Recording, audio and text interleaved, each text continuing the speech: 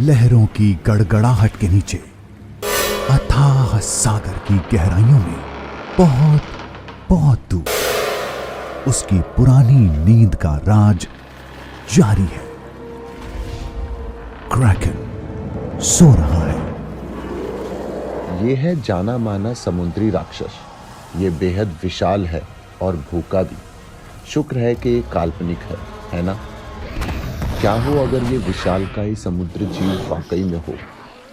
ये भयानक जीव असल दुनिया में कैसा रहा होगा और ये राक्षस हमारे जीवन पर क्या असर डाल रहा है?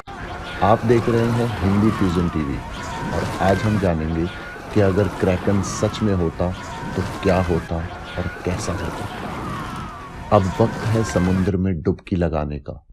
उस काल्पनिक जीव के करीब चलते हैं जिससे समुद्र और जमीन में रहने वाले दोनों ही डरते हैं, यानी क्रैकन।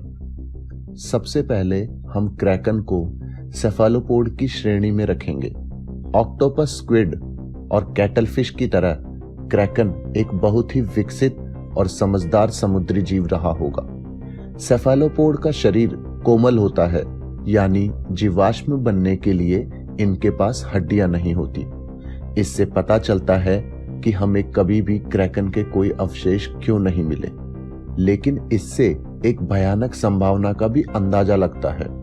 अगर क्रैकन का वजूद भी विज्ञान के नियमों के हिसाब से चलता तो ये अमर नहीं हो सकते थे, जिसका मतलब ये हुआ कि ये एक से ज्यादा है और इनकी तुलना बढ़ रही है।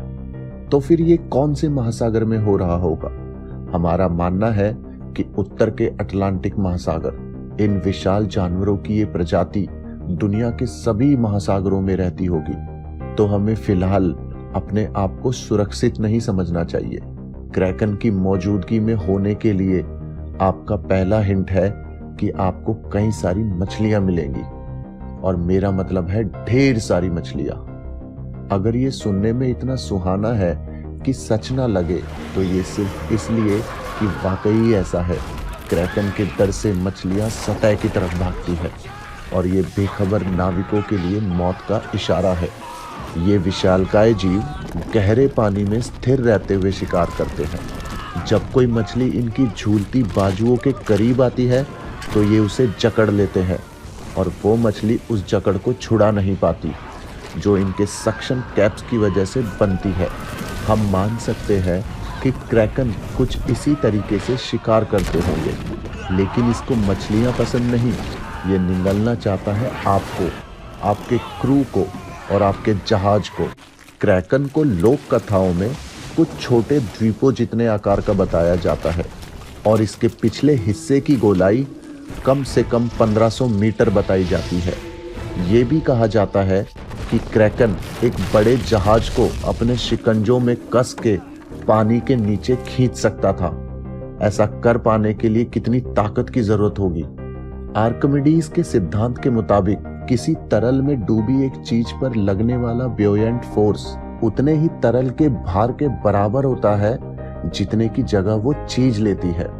अगर आप अपने जहाज का पूरा टन भार ले और समुद्र के पानी की डेंसिटी यानी गाढ़ेपन और ग्रेविटी के इसे गुणा करें, फिर जहाज का वजन इसमें से घटा दे, तो आपको पता चल जाएगा कि क्रैकन को आपका जहाज पानी में खींचने के लिए कितने बल की जरूरत पड़ी। क्रैकन को एक आम आकार के जहाज को पूरी तरीके से पानी के नीचे खींचने के लिए 4 लाख किलोग्राम के बल की जरूरत होती है। आम भाषा में कहे तो क्रैकन बहुत ज्यादा ताकतवर होता है, और आप ये बताने के लिए माफी चाहूंगा, पर आप क्रैकन का खाना बन जाएंगे। ये कहना गलत नहीं होगा कि अगर इनमें से एक भी राक्षस समुद्र में रहता होता तो पानी के सफर से जुड़ी कोई भी चीज जैसी है उससे बहुत अलग होती। क्रैकन का हम पर क्या असर होगा?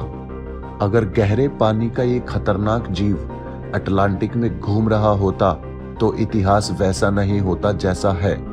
अगर ये जीव उन्हें खा रहा होता तो वाइकिंग समुद्र के जरिए एक से दूसरी जगह ना गए होते।